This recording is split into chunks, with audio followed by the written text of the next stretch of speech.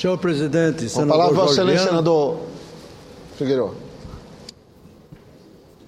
senhoras e senhores senadores, senhores ouvintes da Rádio Senado, senhores telespectadores da TV Senado, senhoras e senhores aqui presentes. Em primeiro lugar, senhor presidente, de forma muito rápida, eu queria prestar também a minha homenagem a todos aqueles que dirigem as entidades que tratam da síndrome de Down.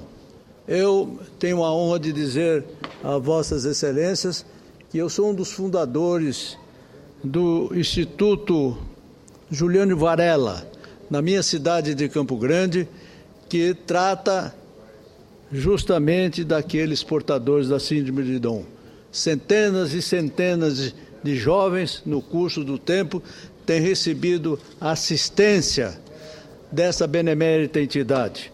E a minha participação aqui, assistindo quase toda a sessão dedicada aos portadores da síndrome de Down, sinceramente fiquei extremamente emocionado, principalmente com as expressões do senhor Bruno Viola, que de uma maneira muito franca, aberta, sincera, coração cristão, disse das dificuldades de todos aqueles que passam por esse mal, por essa síndrome, e da perspectiva que ele tem de que as autoridades, tanto federais, estaduais e municipais, deem uma atenção maior àqueles que têm essa deficiência. A minha solidariedade, portanto, meus cumprimentos a todos os senhores senadores que promoveram esta reunião na pessoa do senhor presidente, o senador Renan Calheiros. Mas, senhor presidente,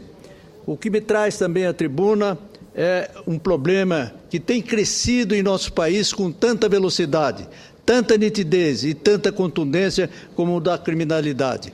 É claro, senhor presidente, que temos outros problemas estruturais gravíssimos, entre os quais se destacam a educação, a saúde e os transportes públicos. São setores que também estão a exigir de nossos governantes providências concretas e imediatas.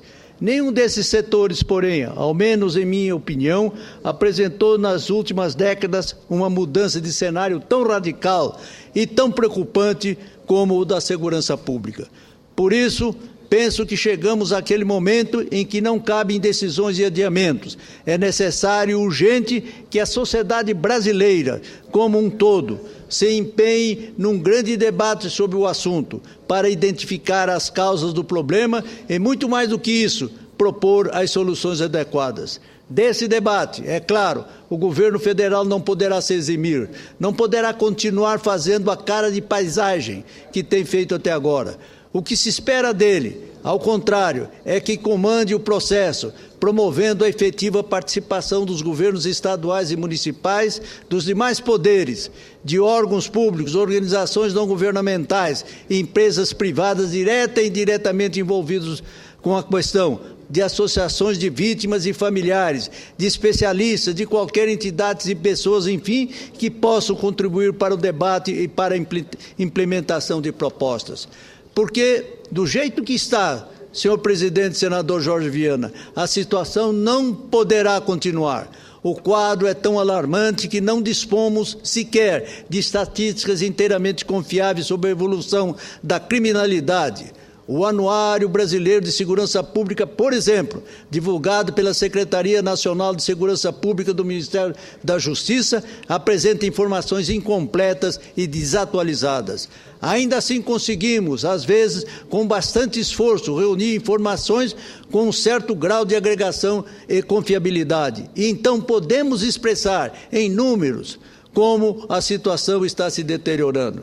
No segundo semestre do ano passado, por exemplo, o Centro de Estudos Latino-Americanos publicou o relatório Mapa da Violência 2013, Homicídio e Juventude no Brasil, que traz alguns dados extremamente perturbadores. Seria cansativo, é certo, elencar todas as conclusões apresentadas no documento, de modo que me atenho a uma delas por demais expressiva.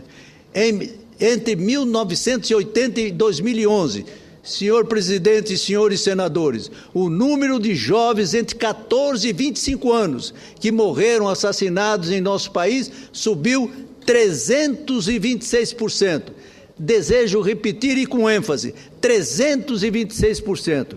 No mesmo período, cumpre destacar, a população brasileira cresceu 62%. De qualquer forma, por mais impressionantes que sejam os números, talvez nem precisássemos deles para chegar à conclusão que vivemos um momento especialíssimo, porque o fato inequívoco e inegável é que a sensação de insegurança tomou conta de todos nós. Ela está nas ruas, está em nossas próprias casas, está em todos os bairros, em todas as cidades, em todos os estados. Não há um só lugar em nosso imenso Brasil, hoje, em que o cidadão sinta-se totalmente seguro, a salvo da criminalidade. Nessas circunstâncias, volto a insistir, uma tomada de posição de toda a sociedade brasileira, coordenada pelo governo federal, vai se tornando cada vez mais urgente e, exatamente por isso, inadiável. De minha parte, venho tentando trazer uma modesta contribuição ao enfrentamento do problema. Há alguns dias atrás, por exemplo, apresentei um projeto de lei do Senado, número 63/2014, que acrescenta parágrafo ao artigo 158 do Código Penal. O artigo 158 do nosso Código Penal, senhor presidente, tipifica como crime de ação de, abre aspas, constranger alguém mediante violência ou grave ameaça e com o intuito de obter para si ou para outra indevida vantagem econômica, a fazer, tolerar que se faça ou deixar fazer alguma coisa, fecha aspas. Ou seja, o artigo 158 tipifica o crime de extorsão. Pois bem, a proposição que estou submetendo a esta Casa e que é a de que se acrescente a esse artigo um parágrafo para determinar que, novamente, abre aspas, aumenta-se a pena de 1/3 até a metade, se o crime é praticado por meio de ligação efetuada do interior de um presídio, ou se os valores provenientes do crime forem depositados em conta bancária do autor do delito, do coautor, de partícipe ou de terceiro de boa-fé, sobre o qual o autor tenha controle direta ou indiretamente, fecha aspas. Elaborei tal proposta, senhoras e senhores senadores, em razão de carta que recebi de um conterrâneo, Luiz Rodrigues Soto, que sofreu extorsão por meio de telefonema disparado de dentro de um presídio, comunicando o falso sequestro de sua filha. É um golpe, como sabemos, que vem ocorrendo com muita frequência em todo o Brasil.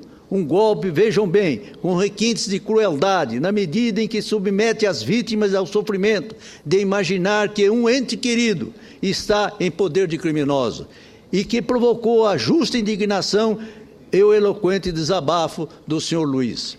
Por sinal, temos aqui uma demonstração de como nossos cidadãos podem contribuir enormemente para a solução do problema, transformando sua revolta com a violência de que foram vítimas em sugestões concretas. Outro aspecto a ser destacado, senhor presidente, é o de que a criminalidade deve ser combatida em todas as suas vertentes, sem levar em consideração, para esse efeito, o maior ou menor grau de violência com que atinge a sociedade.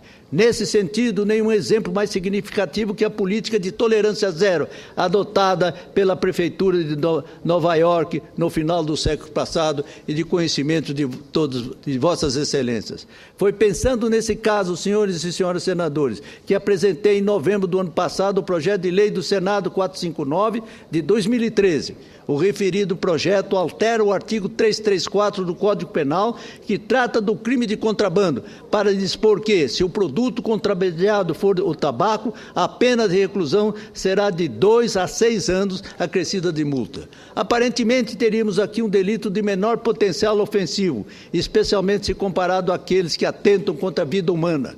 Mas, nem por isso, vejam bem, ele há de ser combatido com menor intensidade.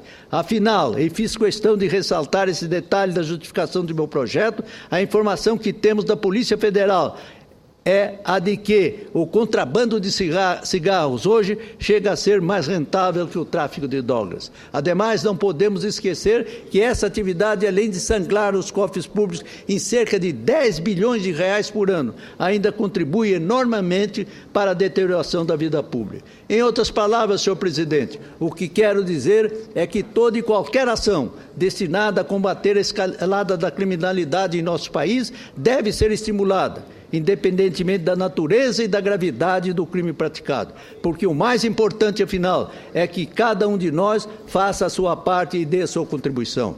Senhor presidente, senador Jorge Viana, atribui-se a Disraeli a afirmação que, abre aspas, uma sociedade só é forte quando os homens de bem têm a mesma audácia dos patifes, fecha aspas. Ora, é extremamente essa audácia que devemos cobrar de nossos governantes. É exatamente essa audácia que precisa ser exibida também por nossa sociedade, porque os bandidos a têm com toda certeza. Ainda agora, no final de fevereiro, um relatório elaborado pelo Ministério Público e pelas Secretarias de Segurança de Administração Penitenciária do Governo de São Paulo revelou que integrantes da quadrilha estariam preparando um resgate de companheiros da Penitenciária de Segurança Máxima de Presidente Prudente. E o governo, felizmente, de São Paulo tomou as providências necessárias para conter essa iniciativa criminosa. Essas, senhoras e senhores senadores, as considerações que gostaria de fazer sobre o assunto. A criminalidade, reitero uma vez mais, está atingindo no Brasil níveis assustadores. Portanto, a sociedade como um todo, e muito particularmente o governo federal,